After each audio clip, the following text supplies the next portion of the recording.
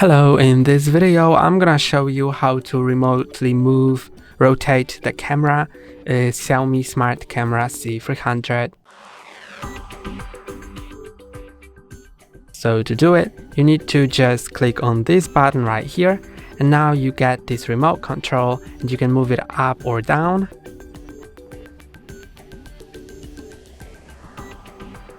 Or right or left.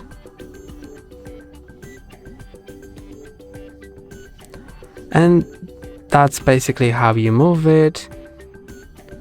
You will also see this small view here that it's, for example, close to an edge. Right here it stops.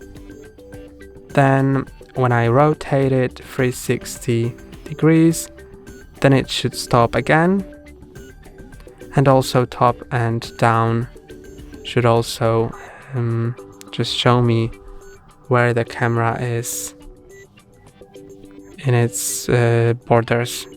So that's all for today. Don't forget to like and subscribe. See you next time.